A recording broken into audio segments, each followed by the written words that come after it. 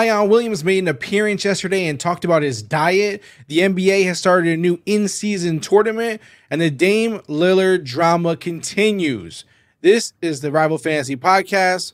Let's talk about it. You are now listening to the Rival Fantasy Sports Podcast. Let's go.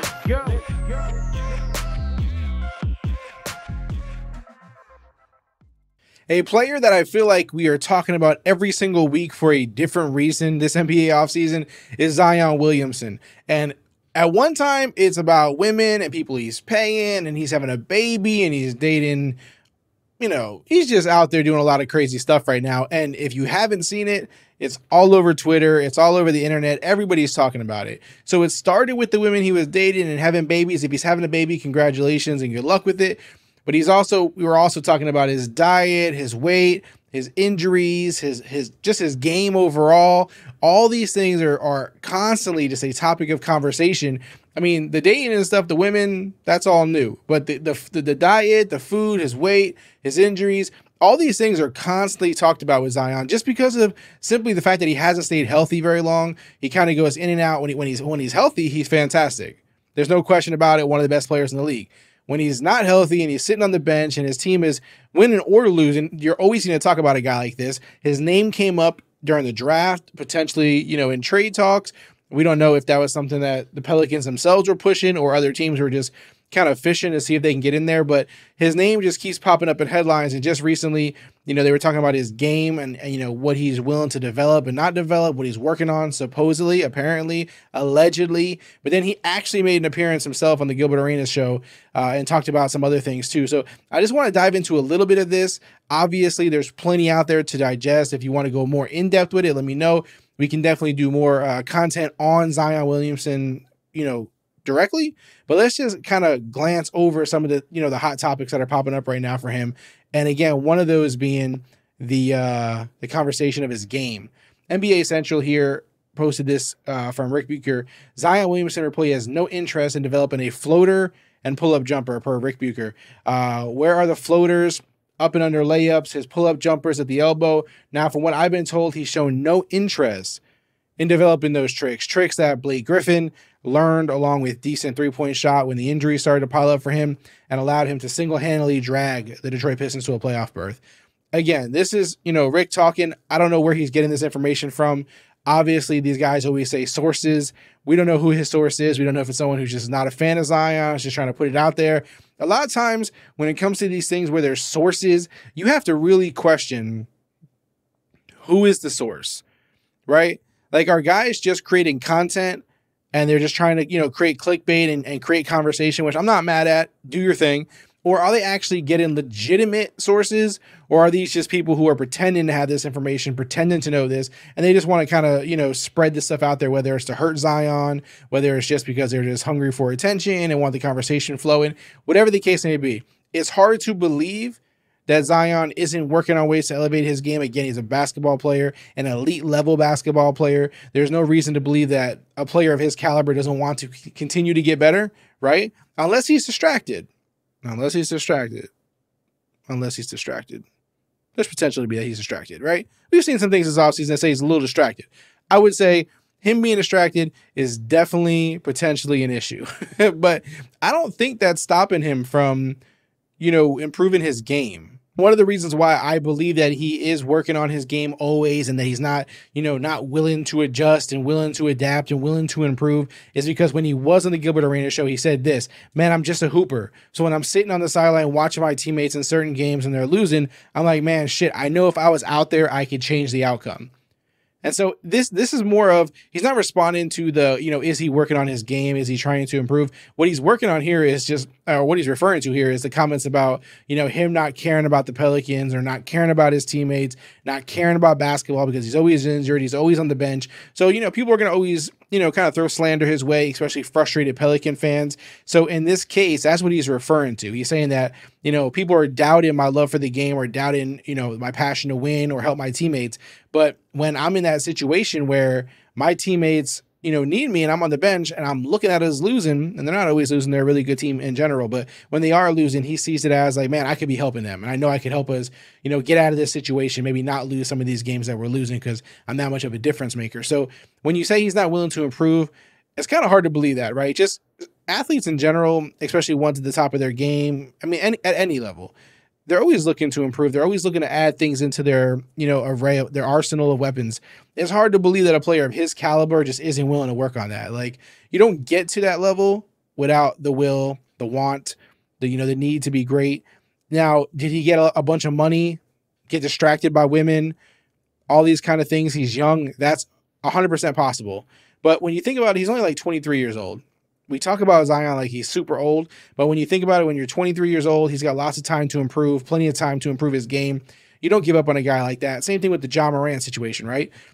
You don't give up on him, regardless of the off-the-court issues, regardless of the stupid decisions he's making. He's too young and too talented to just like act like it's, the end of the world. So in this situation, to me, this is another situation where I'm not buying necessarily the fact that, Zion isn't, willing to improve or going to improve. Again, he's a young guy. He may be making some bad decisions. He may not be totally focused like he should be. But at the end of the day, will he do those things? I think he will. Will he get on track? I think he will. As long as he can put those, injuries behind him and don't let them be a concern for the rest of his career every single season, then I think that there's definitely an opportunity here for, him to get much better. And he did mention, like, Gil asked him, is it hard to diet? Is it hard to, keep your weight in check as a young man? A young guy in this game. And he did say, like, yeah, it is hard sometimes with, my weight in terms of I got all this money, I have an easy, it's an easier situation for him to, be less motivated necessarily and eat a lot more than your average person just because of the fact that he can do that, right? Like, he has the money to do that, the capabilities to do that. So it's definitely an issue. But again, closing out the Zion topic, I think that Zion will get it all under wraps. I think he will continue to improve his game. I think he will grow up here. I'm hoping that the women's situation, him having a baby, just the spotlight being on him all offseason for things other than just the weight or just the consistent, spotlight being on him for the weight and just the injuries and stuff, that he will grow up out of this. He's 23, plenty of time to improve. Again, one of the highest level players in the game when healthy.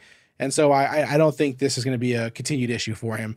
And I'm curious your thoughts. Do you think, actually, let's put it this way, right? Rather than your thoughts on Zion, which player do you think is in a worse situation right now career-wise? Are you more concerned about the Zion arc and how he ends his career or the Ja Morant arc and how he ends his career? Which one has issues that would bother you more as a fan of their team? Or maybe you are a fan of one of their teams. Which one bothers you more? The player who is hurt a lot, seems to be out of shape sometimes, having, some weight issues here and there, now is clearly being distracted by women and these kind of things? Or would you rather the player who on the court is great, is fit, everything looks fine, but off the court, you're seeing him drinking a lot, you're seeing him, playing with guns a lot, you see him clearly influenced by the culture that he's influenced by? Which one concerns you more as a fan? Which one would you want to rather, least build around, least be the, franchise player of your team? Drop that in the comments. I want to continue the conversation with you guys there. And let's go ahead and talk about the next topic. Now, this topic has a lot of NBA fans, a lot of basketball fans kind of upset, kind of confused, kind of puzzled. They're not really sure how to feel. They have this NBA fan, me, happy. I'm excited about it. And what I'm talking about is the NBA play-in tournament. During in-season, the NBA has now added a tournament where they can, I think they win the NBA Cup, they call it, or the play-in cup, some kind of weird name for the trophy. It's pretty interesting. Let me go ahead and just bring up some of the straight facts that they posted on their website so we can kind of really break it down. So the inaugural in-season tournament will tip off on Friday, November 3rd, and it'll have a championship on Saturday, December 9th. So that's the time period that it's in. If you think about it, that time period is when the NBA is kind of, I don't want to say the NBA is like dull at that time or, not as popular, but it does kind of hit that little lull, right? Like where some fans maybe get distracted or some of the fans haven't totally, jumped on bandwagon yet because it's not the exciting part of the season, right? So we understand why they're choosing that time period, correct? Now, group play, all 30 teams have been randomly drawn to groups of 5 within their conference based on win-loss records from the 2022-2023 regular season. So beginning on November 3rd, continuing through November 28th, each team will play 4 designated group play games on tournament nights. Tournament nights. 1 game against each opponent in this group, with 2 games at home and 2 on the road.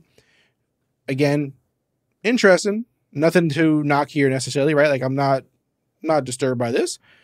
8 teams will advance to the knockout round. The team with the best standing group play will, in each of the 6 groups, and 2 wild cards. The team from each conference with the best record in group play games that finish second in its group. The knockout rounds will be single elimination. Quarterfinals played in the NBA team markets on Monday, December 4th and Tuesday, December 5th. Semifinals and championship. The qualifying teams will compete for a prize pool and the new in-season tournament trophy, the NBA Cup. The NBA Cup. Again, there's jokes. They're going around. Some people are like, why are we doing this? Are we trying to win NBA championships? Or are we trying to win the NBA Cup? You would try to win both. I don't see what the problem is. I'm liking this, right? So far, through these details, I like it. I'm not mad at it. Let's go ahead and look at the actual groups here. So this is how they broke them down. This is what you're actually getting in terms of who you're playing, who you're concerned about, what group you're trying to, beat and come out of. So that's what we're looking at here. Again, Western Conference, Eastern Conference, they're all broken down. So it's outside. It's a little different than obviously the in-season stuff. We don't have to get into each of these details. The important details are the fact that you're making the season, fun, right? You're making it fun. The NBA tournament that they're starting here, they're trying to make it fun. They're trying to give us something else to look forward to. Obviously, from the NBA perspective, they're looking to make more money. There's nothing else to it. They're looking to make more money, and they're looking to expand the game, make it more interesting. They probably know from their data, hey, these are the dull moments. These are the slow parts of the season. How do we grab some more fans? How do we gain some more of that interest that isn't there currently? Let's start a tournament. Let's try this. Now, this is their first time doing this, so there's going to be issues. There's going to be things that are not smooth. There's going to be things that we're going to complain about, things that aren't fun. What I do like is, all of the games are within the NBA season. Nothing is like extra games where players have to, risk injury more or, limit their time to enjoy their own lives, except for the championship game. That's the only game that's extra for those 2 teams. B, it gives the players a little extra incentive. I want to say I've seen that the winner, each player on the team for the championship team that wins gets $500K. That's not too bad. I mean, to me and you, that's a hell of a lot of money. To a lot of those guys, it's probably not that big of a deal, but who's mad at winning an extra $500K in their life? Who's mad about an extra $500K? Nobody's mad about extra $500K. They get to do all this in Vegas. Of course, if you're wondering why Vegas, because Vegas is probably the next city to get an NBA team. Vegas is popping off sports-wise. Vegas is just, where it's at right now. So it totally makes sense for the NBA to continue to try to get a piece of Vegas, get a slice of Vegas. And again, everything counts towards the regular season except for the championship game. I think that's a good thing. The stats all count. Everything counts. I don't really see the downside to this. I know a lot of people want to, knock it, make jokes. You're going to get your jokes off. You got to get them off. I totally respect that. I understand kind of the confusion. When you think of tournaments, a lot of times it's not the typical, when you think of like the soccer tournaments, all these kind of things, it's guys getting to play on different teams and it's countries versus each other. Or, same thing with the baseball classics, all these kind of tournaments. You're usually playing like these all-star teams or country, designated teams, all these different things. With this, like, it's just your regular team. So it's a little bit more, that's definitely more boring in terms of you're not like creating this like super Team USAs or, these all-star teams. It's just the teams. But I think it makes it a little more fun for them too. Like there may be some players who feel a little checked out early in the season. They may not care as much. And as corny as it may seem, or as insignificant as it may seem, the in-season tournament should motivate guys a little more, right? It's just another thing. We're talking about the top athletes in the world. You got to be competitive. You got to be super competitive to be in that position. That's why you want the biggest contracts, the best cars, the most money, win the games, the championship rings, the accolades. So now you just add this into it. You think you're telling me the most competitive people in the world are not going to care about it? You're lying to yourself. That ain't true. Now, some don't care. Some don't even care about the game as it is. They're just trying to get paid and get out. But in this case, I do believe a lot of players are going to care about it. I think players are going to have fun with it. I don't think there's any major downside here. I don't really see the big knock. So I'm a fan of it. I'm a fan of the NBA play-in tournament. Obviously, you don't care about it in terms of like whether your team wins it or not. Like, it's not the NBA championship. It's not the finals. It's not the true NBA playoffs. So you're not going to like get all, you're not going to get all crazy about it in terms of like you're upset your team didn't win it. That's the cool thing about this, right? Like if they win it, it's kind of this in-season bonus that makes you feel good about being a fan of the team. But if they lose, you're not like all upset about it. I mean, some fans might be upset. I'm not going to be upset about it, but some fans might. And it also maybe gives teams, who aren't going to win the NBA championship still have something to be positive about, something to build towards, work towards. Like, hey, we may not be NBA championship ready, but maybe some of those teams are focused at the end of the season on the NBA championship, but we can catch them slipping here early in the season when they may not care. They're dealing with injuries. They're, trying to find rhythm. This is a cool thing for the younger teams, the younger teams, the newer teams who are trying to still compete, trying to figure their way. This would be a cool thing for them to kind of focus on. So I like it. I'm curious if you guys like it. Let me know in the comments. Are you a fan of the NBA NBA in-season tournament, or are you not a fan of it? And what I will say is, again, credit to the NBA. I always give them credit for this, for being, constant innovators, constantly open to all kinds of things going on in the world at the same time. It's not just sports for them, but in terms of like constantly evolving their game, trying new things. If it doesn't work, they get rid of it. But I like that they always constantly get that effort rather than just being okay with the plain old, same old, hey, it's working. Why change it? Right? Clearly the system works. Why change it? The NBA doesn't see it that way. They constantly keep trying to evolve it. How can we do more? And you're probably saying, yeah, they just want to get more rich. You're right. Money motivates these guys. It is a business after all. But I still think it's good for the teams, good for the fans. It's just going to be fun overall. Again, there will be bumps. It won't be perfect, but at least this is the first season they could kind of, test drive it, see how it goes, and just improve upon it. Who knows what can, come of this? It could be fun. I even seen someone mention, I forget where I read it or seen maybe someone speaking about it, but they said, what if at some point they even include teams from outside the NBA to get involved, like other countries' teams for real? That'd be interesting too. There's a lot of cool ways to, expound upon this. So I think it's fun. Again, let me know in the comments what you think, and let's go ahead and hop on to the next topic. Damian Lillard has still not been traded. He might not be traded. He might not get traded. Will he get traded? Will he go to the Heat? Will Dame actually let another team get involved? I don't know. At this point, I don't know. You guys know I'm a Magic fan, right? And if I'm a Magic fan, I'm not a fan of the Heat. I am a big fan of Dame, though. So I'm one of the people who don't want Dame to go to the Heat. I'm totally fine with Dame staying with the Blazers or another team getting involved and Dame being open to leaving. I think as they drag this out, I actually think he gets more and more open to the fact of playing somewhere else besides Miami. But there are a lot of rumors out there, a lot of stories out there that he doesn't want to play anywhere but Miami. He's not willing to play for these other teams. If he gets traded there, he's trying to kind of, lay that groundwork for teams not to be interested in trying to trade. I don't know if that's true or if it's just rumors, but let's go ahead and bring this up here. We have Dame Lillard trade update from Woj. The Heat are the most motivated team to trade for Lillard. Obviously, that's all we've heard about. The Clippers would love to be involved in the process if they don't have the necessary assets that Portland is seeking. How do the Heat? The Heat don't have the assets either. And anything that is worth it, they don't want to trade anyway. I can't stand that about the Heat fans. Heat fans think that, hey, we got them backed into a corner. We don't have to give up a whole bunch.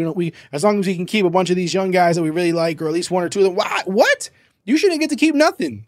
You want Dame, right? Dame is one of the best players in the NBA. You don't just get him for a couple scraps, a couple of first-round picks. You think that makes everything sound sweet? That ain't how this works. The Trailblazers don't love Miami's offer. No shit. But it might be the best they ultimately get. That's crazy. I'm sorry, but that's crazy if that's true. Portland could potentially drag this process out close to training camp in order to extract maximum value from Miami. That's a smart move. The Blazers have no reason to rush into this. And this tweet is from Evan Sittery. Listen, the Blazers have no reason to rush into this. The Blazers have absolutely zero reason to trade Damian Lillard right now. There's no reason to rush into it. There's no, urgency. There's no reason to help Miami get what they want as quickly as possible. The Blazers are not going to change whether they get a bunch of players or not. It kind of is what it is. You're in a transition no matter what if you're trading Dame, right? You just drafted Scoot. You got a pretty, decent group of young players. If you trade Dame, you're in no rush. That just is what it is. You're pressing the reset button. If you ever were even started in the first place, because that's why Dame wants out. So there's no rush from the Blazers. Clearly, they have not run their organization the greatest, and that's why Dame is unhappy. And so do you really think they're going to rush into this by any means? I don't think so. So they have no motivation to rush into it. The Heat would love them to rush into it. But if they keep pushing the Heat back, the Heat are going to have to keep upping the offer or they're going to get stuck. And I don't believe the Heat are willing to get stuck, right? I believe that they're going to fight to the end regardless. So even if another team does end up with Dame, I don't believe that the Heat are just going to back down or be like, hey, leave it or take it. I just don't think they will. I don't think the Heat want to be, looked at in that way as if they didn't try hard enough or they kind of made an ultimatum. I just don't think the Heat are in a position to do that. And I don't think they want to do that. I don't see it playing out that way for them. I just don't. I just don't, think that's the way they want to approach it. Again, for me, there's all sides of this. Everyone's like, oh, Dame signed a contract. Shouldn't he honor it? I'm not asking him to honor it. I don't care about that. I don't care about him requesting a trade. The team hasn't played well. Totally understandable. If you feel like they're not doing what they need to, get you to a championship as quickly as you would like to, then by all means, request a trade. He doesn't have a no trade clause. He doesn't have anything to force this. The Blazers, again, are in no position to trade him. They can actually just sit on it. Like, hey, we're not going to trade you. Either come back and play with us or don't. Totally up to you. We do have this quote here from, this was tweeted by Will Manso, but it's the Blazers commenting on this.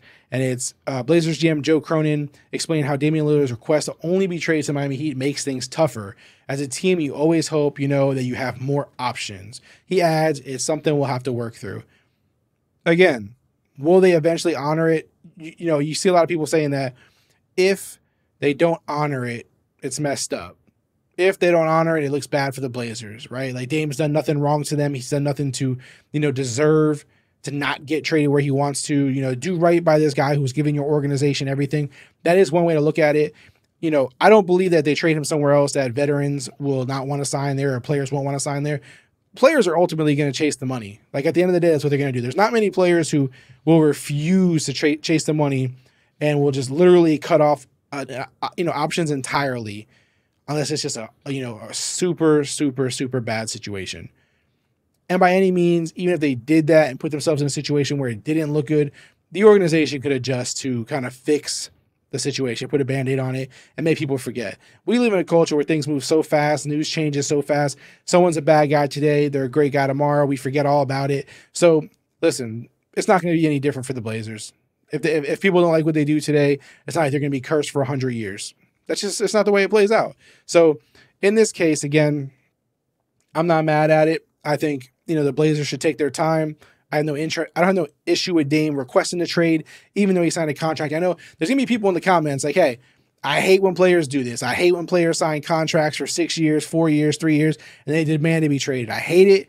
I'm a man of my word. I want you to honor your contract. I get it. Like, I understand where you're coming from. But at the same time, if someone's unhappy, why do you want them there? Why do you want them there in the first place, right? Like, if they're unhappy, just move on about it. There's no reason to, keep someone there. I know it's like, Neil, they're not a prisoner. They're getting paid billions of dollars, millions of dollars. Everything is sweet. They're playing the game they love. I get it, but still, I'm not a fan of like keeping people miserable. Like by any means, that's not really my thing. So I'm cool with the trade request. I'm not cool with like forcing their hand to only be Miami. And who knows? That could be exaggerated, right? Like I don't know. I don't think he's come out and straight up said that. He won't want to say that. It won't look good for him if he said that. But at the end of the day, I personally think he would be open to other situations because there are other teams that are really good in the NBA who could potentially swing this deal. More than likely, everyone's thinking that if the Heat do get him, though, other teams are going to have to be involved.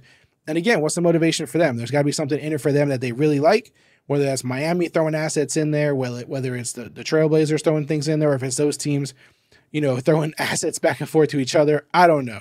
But I'm curious what you think. Is Dame wrong for requesting a trade, or do you think it's, totally fair? He's given them everything. It's different than a player, playing for 1 year, doing really well, not happy, asks for a trade. Dame is not doing that. Dame's been there his entire career.